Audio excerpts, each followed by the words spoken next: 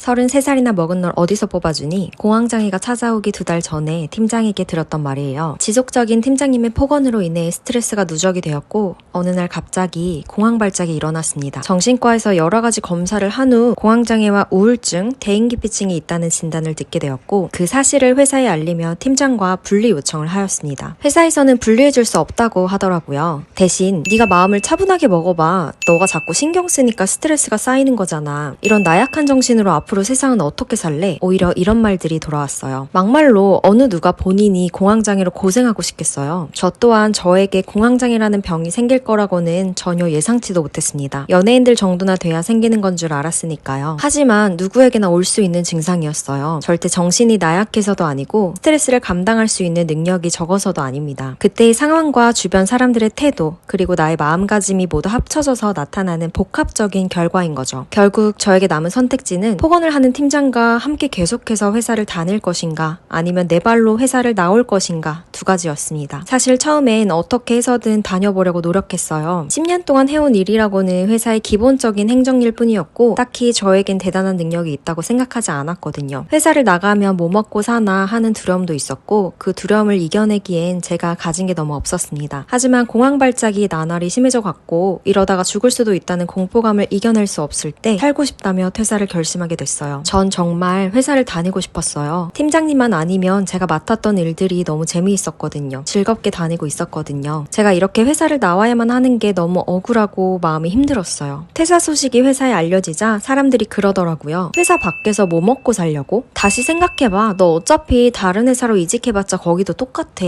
거기는 괴롭히는 사람 없을 것 같아? 이 나이에 나가서 뭘 할 수 있어. 그런 말들을 들으며 결국 퇴사를 했고 대인기피증으로 인해 이직도 할 수 없어서 매일 집에서만 은둔형 생활을 하다가 어느 날 제 자신이 너무 한심하게 느껴지는 거예요. 정말 사람들이 말한 대로 살고 있다는 생각이 들면서 사람들한테 이런 모습을 보여주고 싶지 않다는 마음도 커졌고요. 할 수 있는 일들부터 하자 힘을 내보기로 결심했습니다. 우연히 보게 된 유튜브에서 우울증을 이겨내기 위해선 체력이 필수라고 하였고 책을 읽으면서 마음도 돌봐야 한다고 하더라고요. 그때부터 바로 매일 100페이지 독서를 하고 매일 1만 보씩 걷기 시작했어요. 당연히 포기하고 싶은 순간들도 많았죠. 뭘 위해서 이러고 살고 있나, 내가 잘 산들 누가 알아주나, 이런다고 정말 아무 능력도 없는 내가 뭐라도 하고 살아갈 수 있을까? 절망감이 더 컸지만 그럼에도 이겨내고 싶다는 마음 그 1%가 지금의 저를 만들어줬어요. 모든 노력의 과정을 SNS에 기록했고 제 노력을 알아봐준 많은 분들이 저에게 도움을 주기 시작했어요. 그렇게 귀한 조언을 단 하나도 놓치지 않고 전부 실천으로 옮겼고 마음먹고 노력한 지 8개월 만에 제 이름으로 사업자 등록증까지 낼 수 있었습니다. 회사를 나가는 순간 아무것도 할 수 없을 거라고 망할 거라고 했던 사람들이 이 영상을 볼지는 모르겠지만 이렇게 말해주고 싶어요. 회사를 나가는 순간부터 진짜 제 인생이 시작된 거였다고. 어떻게 살아가야 하는지 명확하게 보이기 시작했고 나에게 주어진 귀한 시간과 에너지를 다른 사람이 아닌 나 자신을 위해 써야 한다는 걸 명확하게 깨달았다고요. 단순히 사업을 하며 살아가는 이 삶이 행복한 게 아니라 그 누구의 눈치도 보지 않고 내가 원하는 방향대로 원하는 방식대로 살아갈 수 있는 요즘이 진짜 살아가는 것 같다고요. 회사 밖을 나오는 순간 죽고 싶다는 생각이 싹 사라졌고 이제는 하루하루가 어떻게 하면 더 행복하게 잘 살 수 있을까에 대한 고민만 가득합니다. 회사를 다니는 10년 동안에는 제가 이런 삶을 선택할 수 있다는 사실도 전혀 모른 채 살았는데요. 오히려 낭떠러지 끝으로 밀려나 보니 정말 중요한 게 뭔지 보였어요. 33살에 회사를 나왔는데 벌써 36살이에요. 이제 2달 후면 37살이 되죠. 근데 저는 오히려 어렸을 때보다 지금이 훨씬 제 인생에 희망을 많이 느껴요. 뭐든지 잘할 수 있다는 자신감도 있고 실제로 어떻게 해야 하는지 방법도 알고 있어요. 앞으로의 제 삶은 점점 더 승승장구할 일만 남았고 내가 사랑하는 사람들과 항상 웃으며 삶을 살아갈 수 있어요. 이 영상을 보시는 분들 중에 과거에 저처럼 절망에 빠져 있는 분이 있다면 지금 겪고 있는 그 상황이 전부가 아님을 기억해 주셨으면 해요. 삶은 그렇게 단순하지 않답니다. 지금까지 살아온 것만이 정답이 아니니까 꼭 희망 잃지 말고 본인을 위한 삶을 사세요. 그 과정에서 제 스토리도 계속 공유를 하면서 여러분이 어떻게 살아가야 하는지 방법도 알려드릴 수 있도록 하겠습니다. 저는 언제나 여러분의 나다운 삶을 응원합니다.